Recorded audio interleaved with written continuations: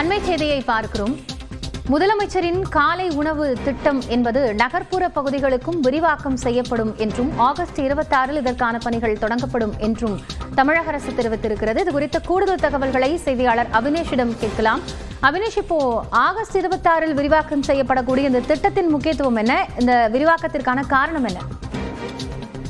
காயத்ரி, தமிழ்நாடு முழுவதும் நகர்ப்புற பகுதிகளில் உள்ள அரசு உதவி பெறும் தொடக்க பள்ளிகளில் பயிலும் 3,05,000 மாணவ மாணவியர்கள் பயன்பெறும் வகையில் முதலமைச்சரின் காலை உணவு திட்டத்தை முதலமைச்சர் மு.க. ஸ்டாலின் வரும் 26ஆம் தேதி தொடங்கி வைக்கிறார். இந்த விரிவாக்க திட்டம் என்பது நகர்ப்புற பகுதியில் உள்ள அனைத்து அரசு உதவி பெறும் தொடக்க பள்ளிகளில் 1 முதல் 5ஆம் வகுப்பு வரை பயிலும் மாணவ மாணவியருக்கு முதலமைச்சரின் காலை உணவு திட்டத்தை விரிவாக்கத்தை சென்னை மயிலாப்பூரில் உள்ள புனித சூசேப்பர் தொடக்கப் பள்ளியில் 26ஆம் தேதி முதலமைச்சர் தொடங்கி வைக்க இருக்கிறார்.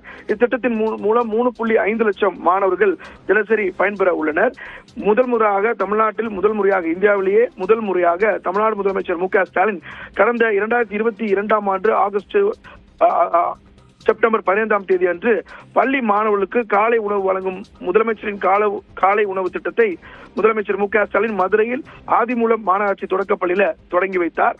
பெரும் வரவேற்பை இந்த திட்டம் பெற்றதை தொடர்ந்து ஆகஸ்ட் 25ஆம் தேதி 2023ஆம் தேதி அன்று திருவாரூர் மாவட்டத்தில் இருக்கக்கூடிய திருக்குளூரில் இருக்கக்கூடிய அரசு தொடக்கப்பள்ளியில மேலும் இந்த திட்டம் என்பது விரிவாக்கம் செய்யப்பட்டது.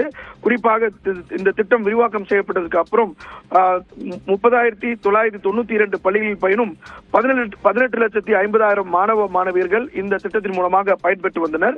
தொடர்ச்சியாக கடந்த ஆண்டு ஜூலை மாதம் 15ஆம் தேதி காமராஜர் பிறந்த நாளில் திருவள்ளூர் மாவட்டத்தில் கடம்பத்தூர் ஒன்றியம் பகுதியில் இருக்கக்கூடிய புனித அன்னாள் அரசு உதவி பெறும் தொடக்கப்பள்ளியில மேலும் 3வது முறையாக இந்த காலை உணவு திட்டம் என்பது விரிவாக்கம் செய்யப்பட்டது. 3,995 அரசு உதவி பெறும் தொடக்க பள்ளிகளில் பயிலும் 2,23,536 மாணவியர்கள் இதன் மூலமா பயனடைஞ்சாங்க. இந்த நிலையில தான் 4வது முறையாக இந்த காலை உணவு திட்டம் என்பது விரிவாக்கம் செய்யப்பட இருக்கிறது.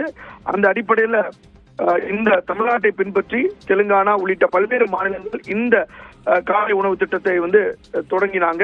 மேலும் முதலமைச்சரின் காலை உணவு திட்டம் நகர்ப்புற பகுதியில் அமைந்திருக்கூடிய 2,430 அரசு உதவி பெறும் தொடக்க பள்ளிகளிலும் 1ஆம் வகுப்பு முதல் 5ஆம் வகுப்பு வரை பயிலக்கூடிய 3,05,000 மாணவர்கள் பயன்பெறக்கூடிய வகையில 26ஆம் தேதி மேலும் இத்திட்டத்தை 4வது முறையாக தமிழ்நாடு அரசு விரிவாக்கம் செய்யப்பட்டிருக்கிறது.